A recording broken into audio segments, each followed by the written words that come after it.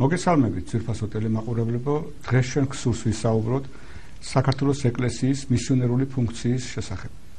ამასთან დაკავშირებით ჩვენთან სტუდიაში მოვიწვიეთ საქართველოს საპატრიარქოს მისიისა და ევანგელიზაციის განყოფილების ხელმძღვანელი ჭიათურისა და საჩხერის მიტროპოლიტი დანიელი. დაგლოცეთ მერთმა დაგლოცეთ. მეუფე ყოველი ქრისტიანი ნაცნობასთან ერთად გარკვეული აზრით მისიონერული მოღვაწეობის მოვალეობასაც იღებს. სახარებაში ერთ-ერთ ადგილზე უფალი გვაფრთხილებს, რომ ისი არ მოიქცეთ, რომ ჩვენს გამო მისი სახელი იგმობოდეს წარმართებში. აქედან გამომდინარე, ჩვენი ქცევა არა მარტო ჩვენ მიგვაახლოებს ან გაგვაშორებს უფალთან, არამედ ჩვენს გარშემო მყოფთად ეს განსაკუთრებით ურწმუნოებს არ წვენაში განმტკიცებლებს ეხება. აქედან გამომდინარე, ეკლესიის აზრი ამ საკითხთან დაკავშირებით ძალიან საინტერესო და მნიშვნელოვანია. როგორც მოგეხსენება, ჩვენ ახლა ვცხოვრობთ ქვეყანაში, სადაც მოსახლეობის უმრავლესობა თავს ქრისტიანად აღიარებს.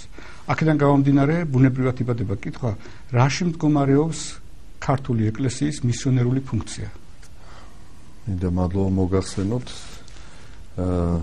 იმისათვის, რომ თქვენ ეს თემა დღეს გადაცემაში დააყენეთ და მომიწვიეთ მე. ძალიან დიდი მადლობა, რომ დრო გამონახეთ თვითონ. უპირველეს ყოვლისა მე მინდა ორი სიტყვა თქვა იმაზე თუ რა არის ქადაგება. როგორც ჩვენ ვიცით, ქადაგება თავისი სრული სახით დასაბამს იღებს იესო ქრისტეს ამქვეყნიური ესეთი მისიიდან, მისი ამქვეყნიური მისიის აღსრულებიდან, მისი ჯვარცმისა და აღდგომის შემდგომ. რადგანაც უფალი მოუწოდებს მოწაფეებს, რომ ისინი წავიდნენ და უქადაგონ ყოველსა დაბადებულს. ანუ აქ პირველად ცხადდება, რომ სიტყვა ღვთისა უნდა მივიდეს ყოველ ადამიანთან. მანამდე სახარებაში უფალი პირდაპირ ეუბნება მოწაფეებს, რომ სახლსა წარმართასა ნუ მიხვალთ.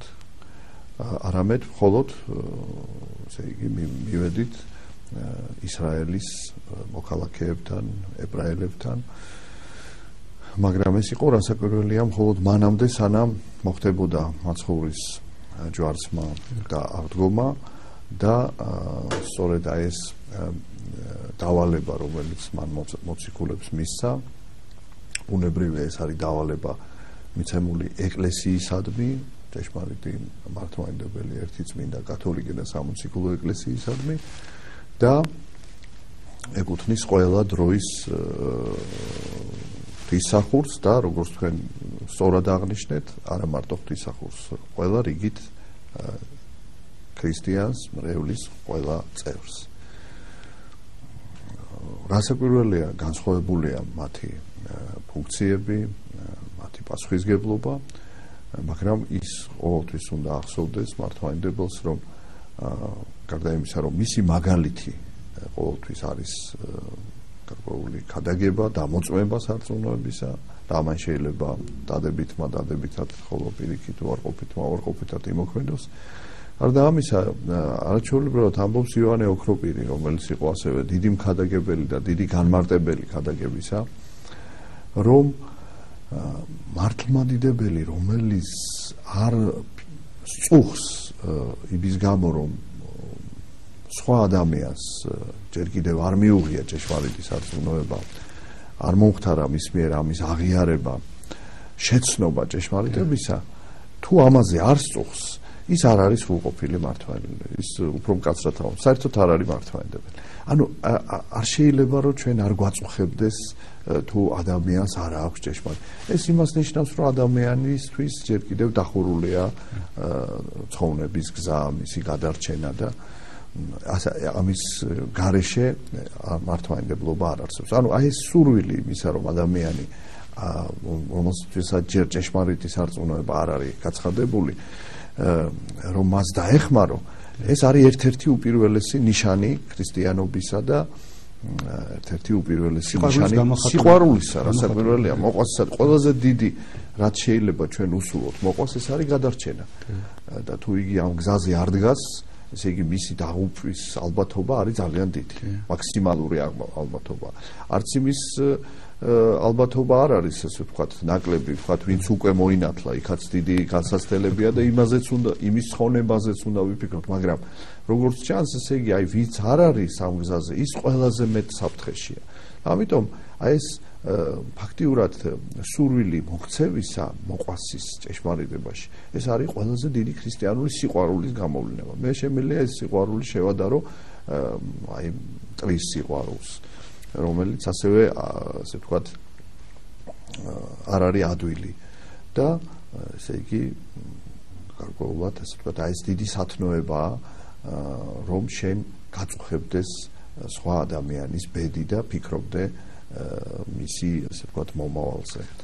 მე უკვე როდესაც ადამიანი ქრისტიანებს შორის ცხოვრობს, მაშინაც ხომ არის მისიონერული ღვაწლი ეკლესიას. ქრისტიანებს შორის ეკლესიაში მიყვანა ვთქვათ ხო, ეხლა რაც შეეხება თვითონ ეკლესიის წიაღში.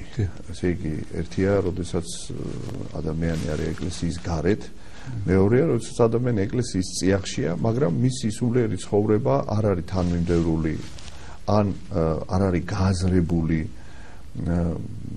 და რასაკვირველია, ეს თემა ასევე მე დაახლოებით აი ვახსენე რომ შეიძლება მართლმადიდებელთა შორისაც იყოს უამრავი პრობლემა, რის გამოც ადამიანის ცხოვრებას მრავალი წინაღობა აქვს და მრავალი საფრთხე ემუქრება.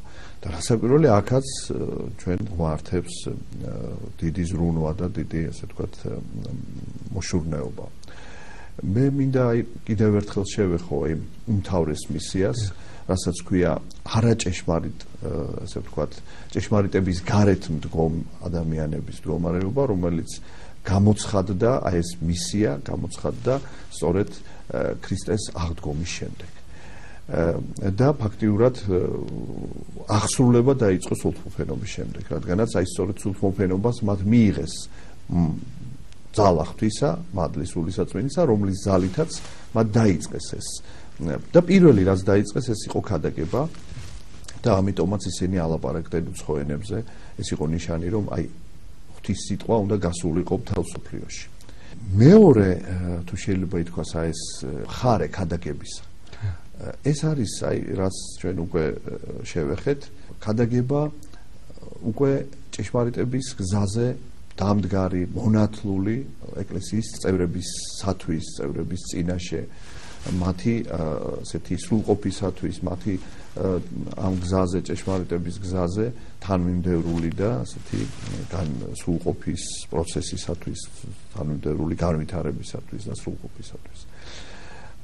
ეს ქადაგება ესე პირობითად ჩვენ შეიძლება დავარქვათ ამას საშინაო, ასე ვთქვათ, მისიონერობა და შიდა მისიონერობა. შიდა მისიონერობა. პირველს შეგვიძლია დავარქვათ გარე მისიონერობა. და მინდა მოგახსენოთ რომ აი ეს მეორე ასევე ძალიან დიდ პრობლემებთან არის დაკავშირებული, ძალიან სერიოზულია და მე ვიტყოდი რომ მაინც ეკლესიის ისტორიაში ამ შიდა მისიონერობას უკავია უფრო დიდი ადგილი. რამე თუ ეკლესიის ისტორია ეს არის გამუდმებული ბრძოლა გარეშე ძალებისა ეკლესიის წინააღმდეგ, როგორც ფიზიკური განადგურების მიზნით, ისე მისი შიდა არეულობისა და ჭეშმარიტების გზიდან გადაყვანის მიზნით. და ეს მეორე უფრო საშიშია. იმიტომ რომ პირველი აშკარაა, ხილულია და უფრო მტერი ჩანს და მეორე როდის ეკლესიის წიაღში შემოდის რაღაცა უფლის სახელით, სათნოების სახელით, ჭეშმარიტებისადმი ერთგულების სახელით რაღაცა განსხვავებული არაჭეშმარიტი მოძრაობა, ძალიან ძნელია ამის გარჩევა. აი აქ მართებს ეკლესიას დიდი სიწმინდე და დიდი სიბრძნე. და აი ამისი დაცვა, რასაკვირველია, ეს არის უკვე შიდა მისიონერობა და შესაბამისად აი ამისი ანალიზი დიდი ღვთისმეტყველები იყვნენ აპოლოგეტები, ისინი იცავდნენ მართლმადიდებლობას და იცავდნენ მართლმადიდებლობას სწორედ აი ამ გადახრებისაგან და აი ამ სხვადასხვა მწვალებლობისაგან.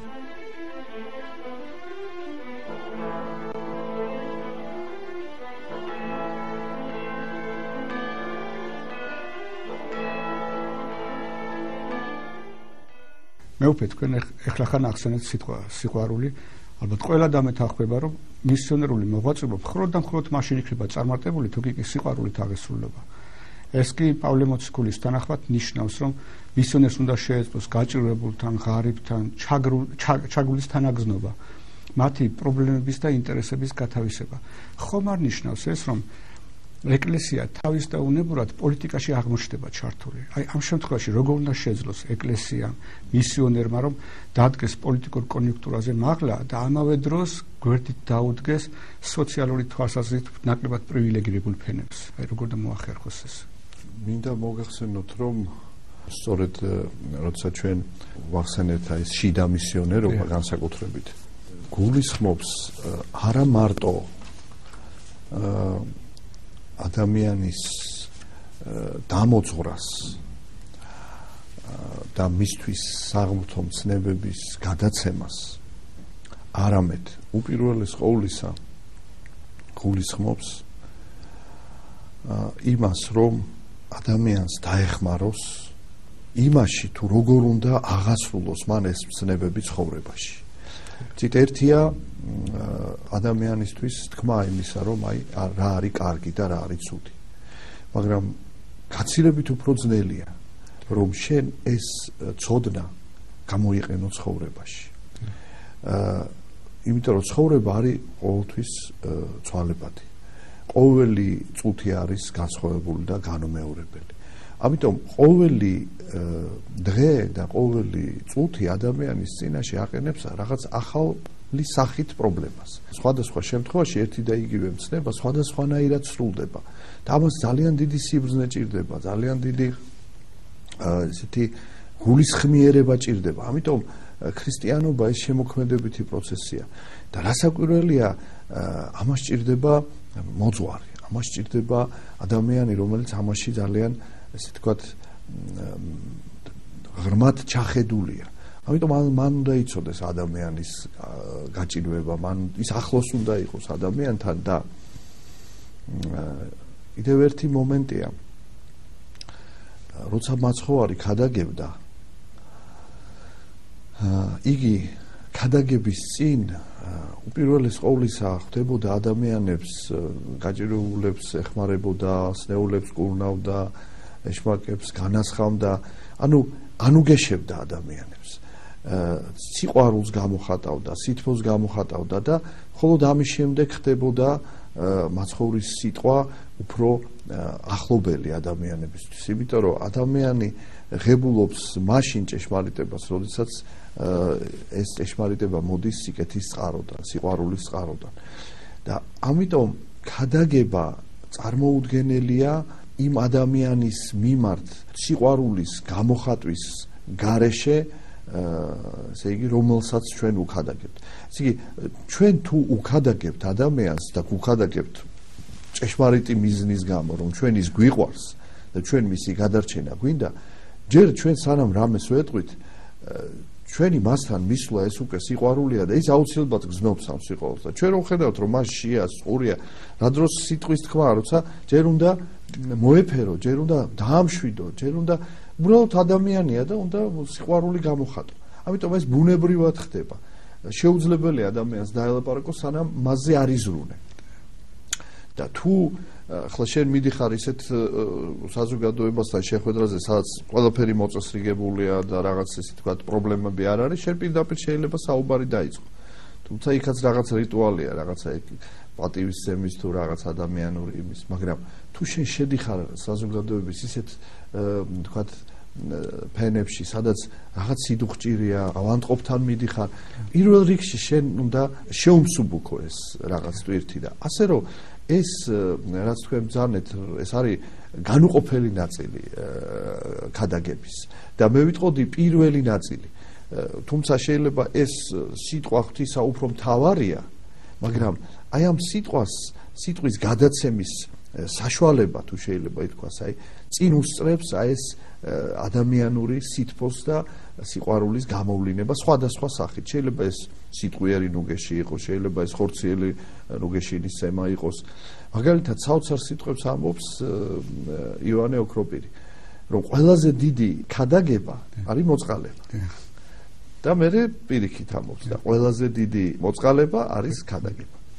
და მართლაც ასეა. ასე რომ რაც შეეხება აი პოლიტიკურ მხარეს, მე ვფიქრობ, რომ როდესაც ჩვენ მივდივართ ადამიანებთან და ვხედავთ მათ ასე ვთქვათ სხვადასხვა სახის გადსაჭირს, ჩვენთვის იმ შემთხვევაში მთავარი არის არა მიზეზი იმისა, საიდან ჩნდება ეს გასაჭირი, არამედ თუ როგორ შეუმსუბუქოთ მას ეს. იმიტომ რომ ანალიზი პრობლემისა ჩვენ შეგვიძლია ყველაფერს შევხედოთ სულიერი თვალით. ჩვენ ვიცით, რომ ცხოვრებაში არის მრავალი უსამართლობა. ჩვენ ვიცით, რომ ცხოვრებაში არის მრავალი რაღაც გამოვლინება უთანასწორობისა, რაღაცნაირად განსაცდელებით ახსავსია ცხოვრება, მაგრამ მთავარი ჩვენთვის არის ის, რომ ადამიანმა მოძებნოს უპირველეს ყოვლისა შინაგანი მიზეზი აი ამ ტრაგედიისა. ტრაგედიები ყოველთვის იქნება, მაგრამ ჩვენ ქრისტიანობა ასე გვასწავლის, რომ ცხოვრება შეუძლებელია ტრაგედიების გარეშე. ქრისტიანობის მიზანი ის კი არ არის, რომ ტრაგედია მოუხსნას ადამიანს. ქრისტიანობა ამას ვერ მოუხსნის. შეიძლება საერო ცხოვრების მიზანი უფრო მეტად იყოს ეს, რომ რაღაც ადამიანს მოუხსნას ეს. თუმცა ისიც ვერ მოუხსნის ბოლომდე. ყოველ შემთხვევაში პოლიტიკური აქტივობა ამაში ვერაფერს ვერ უშველის. ვერ უშველის. აი მე თუ კი დავაკვირდებით აი პირველი საუკუნეების შენი ეკლესიის ისტორიისას, როდესაც ყველაზე ინტენსიური იყო მისიონერული მოღვაწეობა ეკლესიაში. აი მაშინ არც მოციქულები, არც ზოგადად პირველი საუკუნის ეკლესია არასოდეს აკრიტიკებდა აი თქვათ მონობის ინსტიტუტს. თვით დევნის პერიოდში კი არ აკრიტიკებდა აი თქვათ რომის იმპერიის იმპერიალისტურ და კოლონიალისტურ პოლიტიკას. ისეთი საბეჭდილება გვჩება თითქოს ეკლესია ზრუნავდა მხოლოდ და მხოლოდ ღვთის სიტყვის ქადაგებაზე და მისი სოფხედელობის დაცვაზე და სრულად გულგრილი იყო იმ დროინდელი პოლიტიკური რეალიებისადმი ან სახელმწიფოს კონსტიტუციური წყობისადმი. აი ეს ხომ არ მიგვანიშნებს ეს, რომ ეკლესიამ აი როგორც თქვენ ბრძანებით თავისი მისიონერული მოღვაწეობის დროს უნდა შეძლოს კაცრად გამიჯნოს სულიერი ზრუნველობა პოლიტიკური აქტივობისაგან, კაცრად გამიჯნოს სასულიერო და პოლიტიკური სფერო. აი ეს ხომ არ არის ესეთი ფაქტორი წარმატებისა, რომ ეკლესია ყველგან უნდა მივიდეს.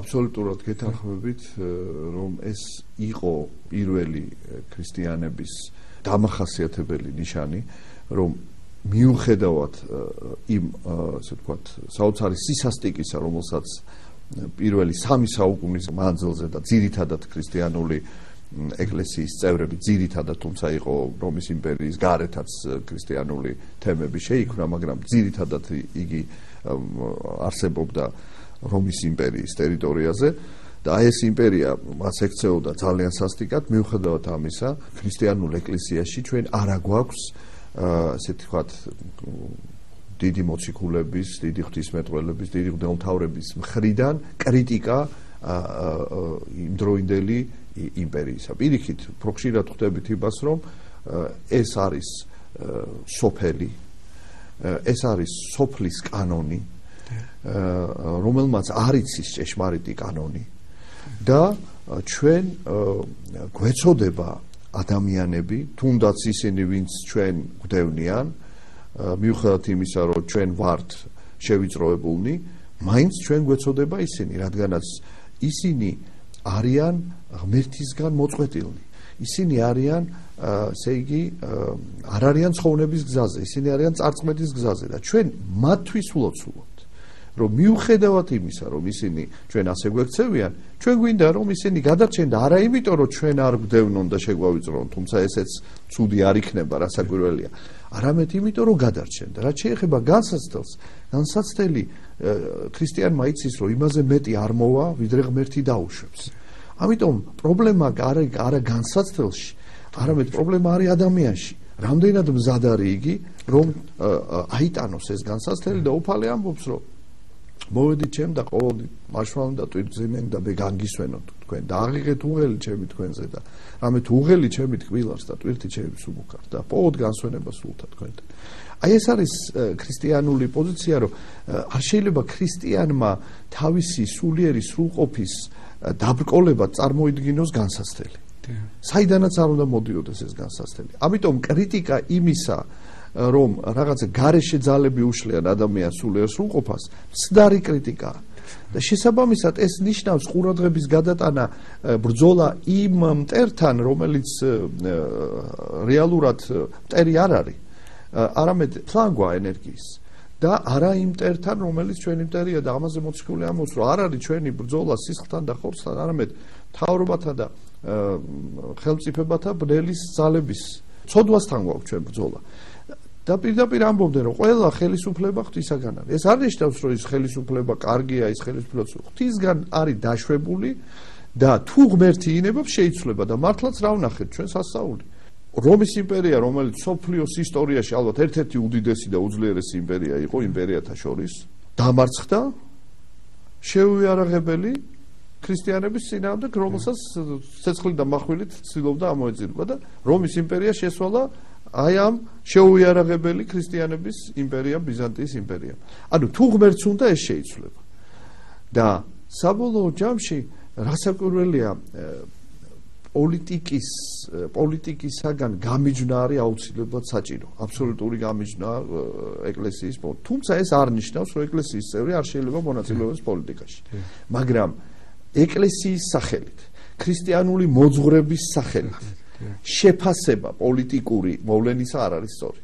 შეგიძლია შეეფასო პოლიტიკა, როგორც რიგითმა მოქალაქემ. კერძო პიროვნებამ შენ ხარ არის ადამიანი მეცნიერი, არის ხელოვნების მოღვაწე, არის პოლიტიკოსი, არის ეკონომისტი, არის ჩვეულებრივი ნებისმიერი დარგის სპეციალისტი. ჩვენ მონაწილეობთ, ჩვენც როგორც სასულიერო პირმა შეიძლება მივიღოთ მონაწილეობა პოლიტიკაში, მაგრამ არა როგორც ქრისტეს ეკლესიის სახელით და მისი მსოფლმხედველობიდან გამომდინარე. ჩვენ ერთი რამ უნდა გვეხსოვდეს, რომ ეკლესია არის გამაერთიანებელი.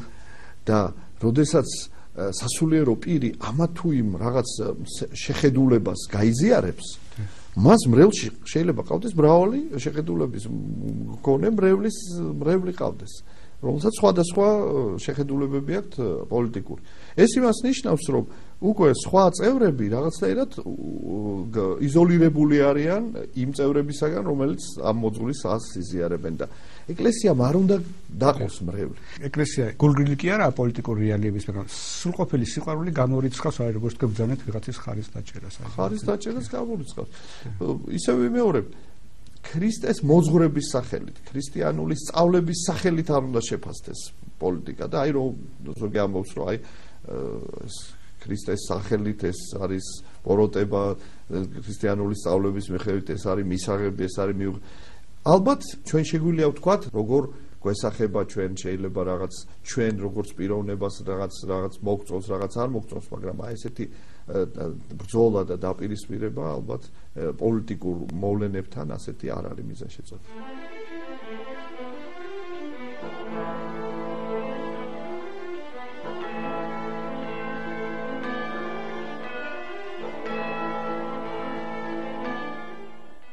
კათოლიკური ეკლესიისაგან განსხვავებით, აღმოსავლეთის ეკლესიას არასოდეს თვით ბიზანტიის აყვავების ხანაშიც კი მისიონერული მიზნით არ შეუქმნია სპეციალური ორდენები.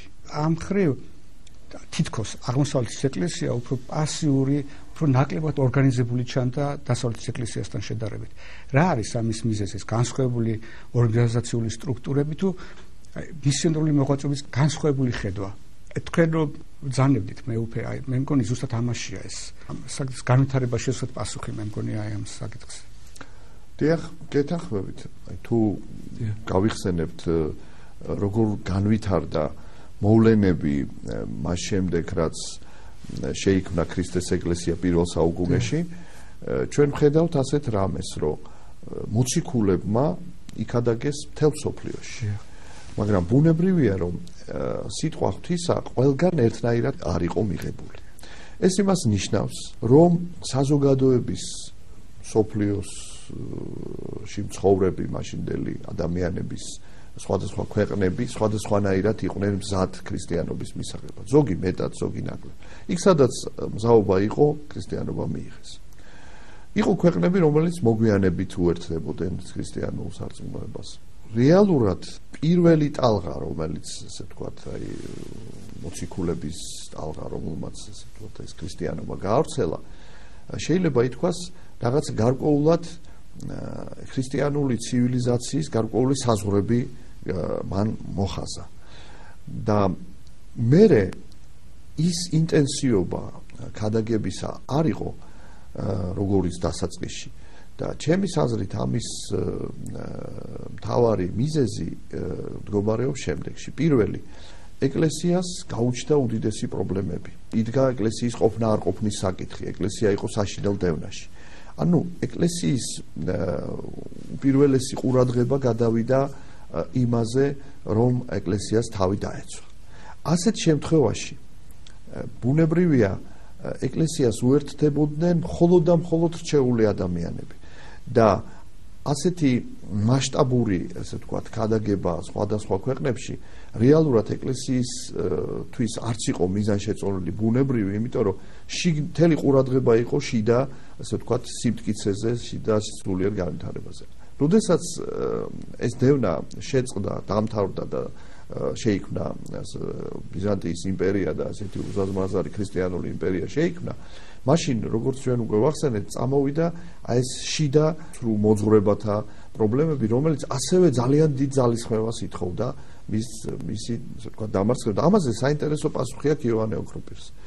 და ის ამბობს, რომ თუო ჩვენო ეკლესიის წევრებიო, ვიქნებითო ჭეშმარიტი მართლმადიდებლებიო, ჩვენ ისეთ მაგალითს ვაჩვენებთო სოფლიოსო, რომ აღარც მწვალებლები აღარ იქნებიანო და აღარც წარმართები აღარ იქნებიან. ანუ უკვე იცით, აი ამ სიტყვებში არის ძალიან საინტერესო მინიშნება ქადაგების სახეობას. რომ ქადაგება უკვე არის არა სიარული და ამ ღვთისმსიტყვის გავრცელება, რამდენადაც მსოფლიომ გაიგო, მართალია მაშინ არ იყო ის ტექნოლოგიები, რომელიც ახლა არის, მაგრამ მაშინ მიუხედავად ამისა იმ გაიშვიათებულ მიმოსვლაში ინფორმაციის გასვლა ხდებოდა და ქვეყნებმა იცოდნენ რომელ ქვეყანაში რა ასე ვთქვათ იდეოლოგია რა არის ქრისტიანობა რა ეს ვრცელდებოდა. მე ერთი რამეც უნდა ვთქვათ, რომ მაინც სარწმუნოების გავრცელება იმ შუა საუკუნეებში ხდებოდა რჩეული მეფეების, არისტოკრატიის, სწავლულების საშუალებით. მათ შეჰქონდათ და აი ამ დონეზე სწავლულებმა, სოფლიოს სწავლულებმა ყველა მიცოდა სად რა იყო. ანუ მათ თავისუფლად შეეძლოთ უკვე აღარ იყო აუცილებლობა ასეთი მისვლისა, ასეთი. მათ იცოდნენ, რომ ბიზანტიის იმპერია არსებობს, მისი ინფორმაცია ვრცელდებოდა მთელ სოფლიოში და საჭირო იყო არა უბრალოდ ინფორმაციის მიტანა, არამედ საჭირო იყო მაგალითი. და თუ ეს მაგალითი იქნებოდა მაღალი, თუ ეს იქნებოდა დიდი სიწმინდა, მოციქულების ქადაგება რატომ მიიღო ათასებმა?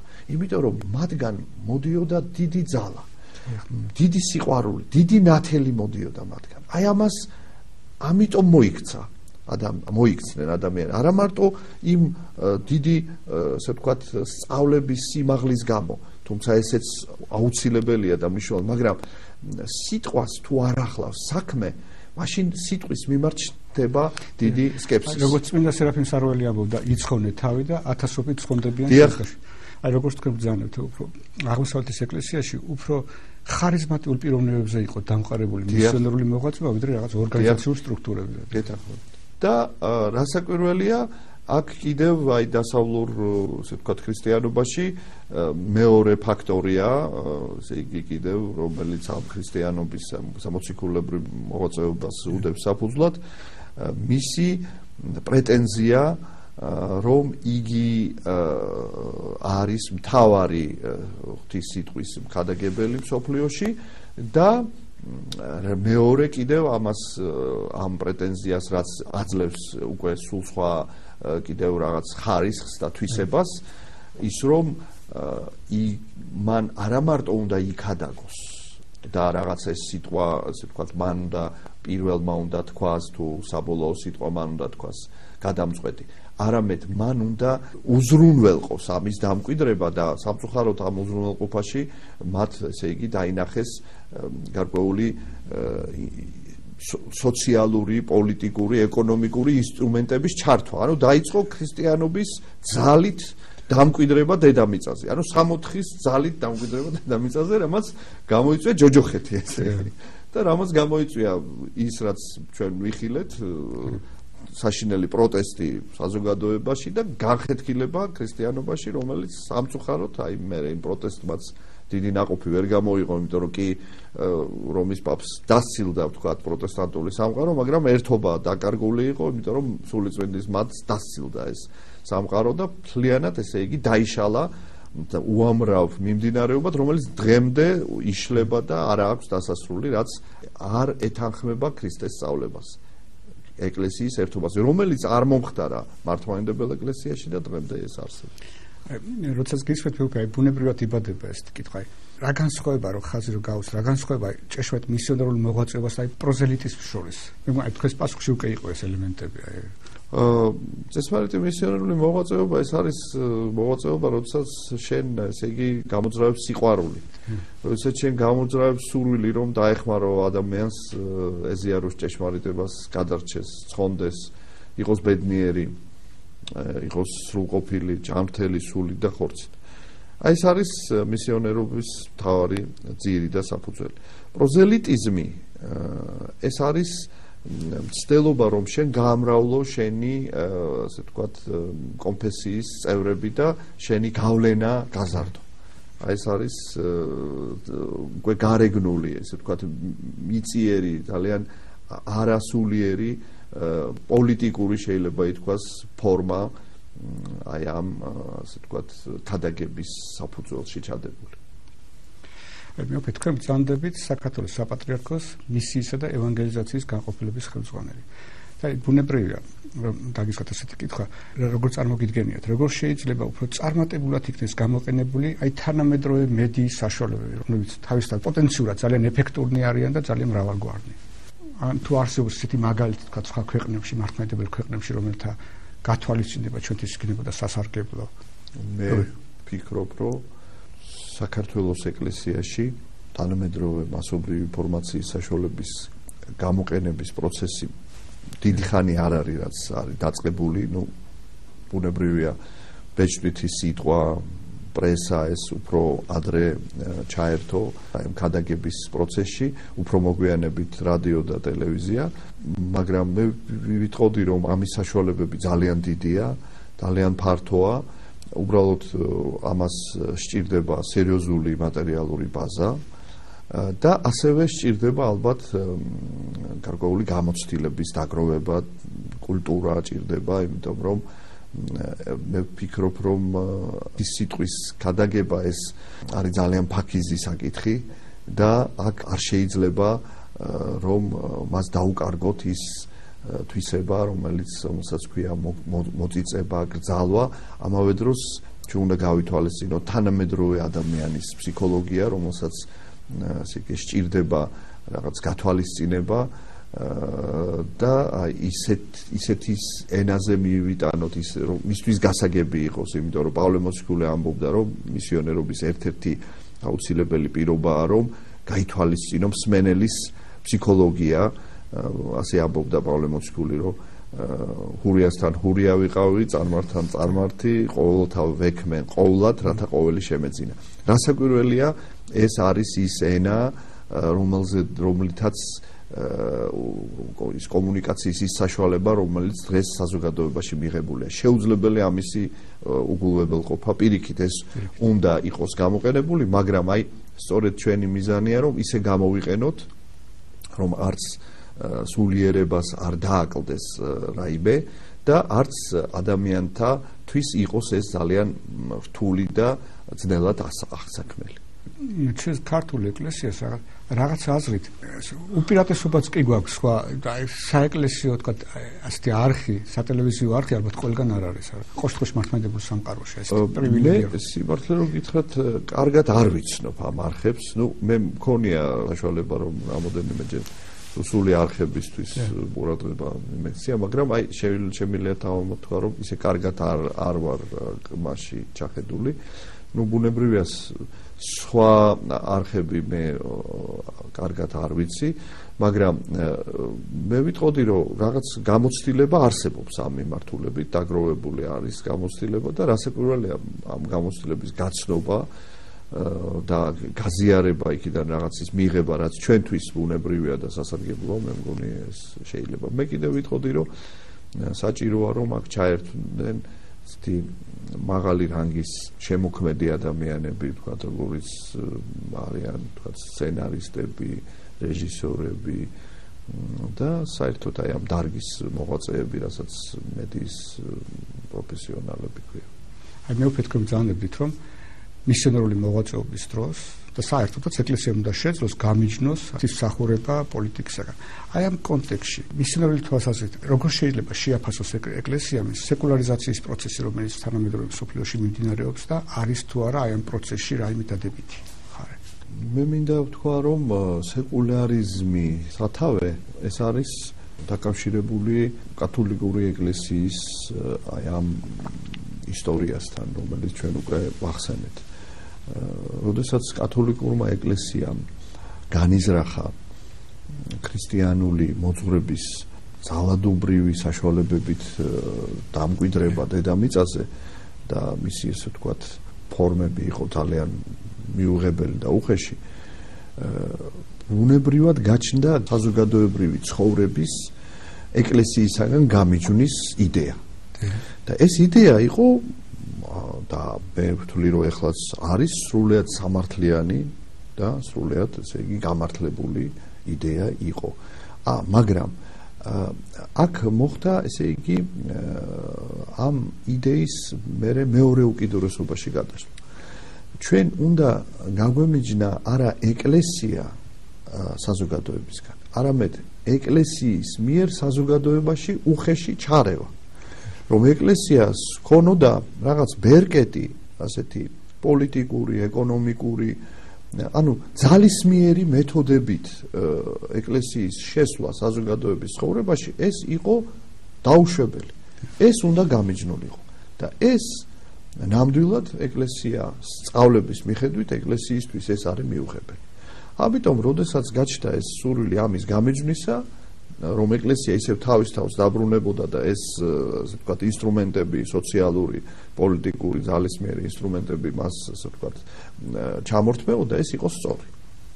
მაგრამ სამწუხაროდ, აი ისევ და ისევ იმიტომ, რომ კათოლიკური ეკლესიისგან განშორებული ქრისტიანთა თემი ვერ მიხვდა, რომ უნდა დაბრუნებულიყო დედა ეკლესიაში, ჭეშმარიტ კათოლიკე ეკლესიაში, რომელიც ერთია და განუყოფელია და მან თვითონ დაიწყო ძებნა ქრისტიანობის ახალი ფორმების, ამიტომ მასში უკვე დაიკარგა სწორი, ასე ვთქვათ, გაგება ამ გამიჯვნისა, ანუ სეკულარიზმის სწორი გამიჯვნა და საერთოდ იმდენად ეს შიში იყო დიდი, რომ საერთოდ თქვენს რომ არა მარტო ფიზიკური ჩარევა, ესე რომ ვთქვათ, უხეში ჩარევა, არამედ საერთოდ სოფხედველობაზე დაფუძნება, კულტურის, მეცნიერების გათვალისწინება ქრისტიანული მოძღვრების არ არის საზოგადოებისთვის აუცილებელი და სავალდებულო. საზოგადოება უნდა განვითარდეს დამოუკიდებლად, ეკლესიამ აი მხოლოდ იყოს ეს აღსარებლობა ეკლესიაში და სხვაგან არა. ეს მეორე უკიდურესობა. ეს არის მეორე უკიდურესობა, ეს არის სეკულარიზმის ნეგატიური მხარე. ესე იგი შეიძლება ვილაპარაკოთ ესე ვთქვათ რაღაც პოზიტიურზე და ნეგატიურზე. აი სწორედ ეს ნეგატიური მხარე, ეს არის მეორე უკიდურესობა ამ სეკულარიზმის, არის მიუღებელი, იმიტომ რომ ხშირად ესე განმარტავენ, რომ სარწმუნოება არის ადამიანის პირადი, ესე ვთქვათ, აღსარებლობა, ეს არის მისი რაღაც ინტიმური, სულიერი, რაღაც ეს ინტუიტიური და დაფარული საკრალური კავშირი, ასე ვთქვათ, ზეციურ სამყაროსთან, უფალთან და სხვა არის სოციუმი. ეს არის ელემენტარული უგულებელყოფა იმისა, რომ ეკლესია არის ყველაზე დიდი, ასე ვთქვათ, სოციუმი, რადგანაც პავლე მოციქული ამბობს, რომ ეკლესია არის სხეული, ანუ ორგანიზმი ღვთაებრივი, რომლის ნაწილები ჩვენ ვართ. ანუ ჩვენ ვართ იდეალური სოციუმის იდეალური ფენომენია ქრისტიანობა. როცა ადამიანები ისევე არიან ერთმანეთთან, ასე ვთქვათ, სრულყოფილ ჰარმონიაში, როგორც წმინდა სამების წევრები არიან ერთმანეთთან ჰარმონიაში. ყოველ შემთხვევაში ეს არის მოწოდება, რომ აი ესეთი ჰარმონია, ანუ სოციუმის უმაღლესი ფორმაა ეკლესიური ფორმა და როგორ შეიძლება რომ ასეთი სოციუმი პოლიტიკური იმპლიკაცია არ ქონდეს თავის დაუნება. ასეთ სოციუმს არ ქონდეს სურვილი ყველა ურთიერთობაში, საზოგადოებრივ ურთიერთობაში აი ეს ჰარმონიზაცია მოახდინოს. და ამის უფლება აქვს მას და შესაბამისად აქვს ეს ხედვა და თქმა რომ ჩვენ ეს არ უნდა გავითვალისწინოთ, ეს ახლა ვინც არ არის ეკლესიის წევრი, ის ნუ გაითვალისწინებს, მაგრამ ისეთი ქვეყანა როგორიც არის მაგალითად საქართველო, სადაც უმრავლესობა, უდიდესი უმრავლესობა არის მართლმადიდებელი ეკლესიის წევრი. რატომ არ უნდა გაითვალისწინო მან თავის სოციუმში ის რაც არის მისი მრწამს? რატომ? ესე იგი ეს პირიქით ამ შემთხვევაში ამის გაუთვალისწინებლობა არის საზიანო ამ სოციუმს. მაშინ ხდება სოციუმის გაორება. აი ეს არის პრობლემა, რომელიც დღეს არსებობს დღეს ჩვენ ავტომატურად, მექანიკურად გადმოგვაქვს ისეთი სოციუმის, ესე ვთქვათ, პოლიტიკური სტრუქტურები, რომლებიც არ არიან აი ამ ერთიანი ეს მართლმადიდებლურად და თუნდაც ქრისტიანულად არ არიან ერთიანი და სულ სხვა სოფხედულობის ადამიანების ასე ვთქვათ, განშედგება სხვადასხვა სოციუმი. ეს მოდელი ჩვენთან არ გამოდგება. ეს მოდელი ჩვენთან არ გამოდგება. ასე რომ აი მე ვფიქრობ, რომ პირიქით აი ეს არასწორი გაგება უნდა ვიცოდეთ, რომ რა არის სწორი გაგება სეკულარიზმის და რა არის არასწორი. სამწუხაროდ ჩვენი დრო ამოიწურა. ძალიან დიდი მადლობა ასეთი საინტერესო საუბრისათვის. მერწმუნეთ, რომ ეს არ არის აი სატელევიზიო ეთიკეტის ნათქვამი ფრაზები. ძალიან საინტერესო და ჭეშმარიტად სასარგებლო იყო ვიმედოვნებ ჩვენი ტელევიზია. ძალიან სასიამოვნოა თქვენთან გადაცემაში მონაწილეობა და უსურვებთ ჩვენს ტელევიზიას და თქვენს გადაცემას წარმატებას და თქვენთან დაგლოცოთ. ძვირფასო ტელემაყურებლებო, შეგახსენებთ, რომ ჩვენი დღევანდელი სტუმარი გახლდათ საქართველოს საპატრიარქოს მისიისა და ევანგელიზაციის განყოფილების ხელმძღვანელი, ჭიათურისა და საჩხერის მიტროპოლიტი მაღალყურადუს სამღვდელოესი დანიელი. ძალიან დიდი მადლობა ყურადღებისათვის, მომავალ შეხვედრამდე.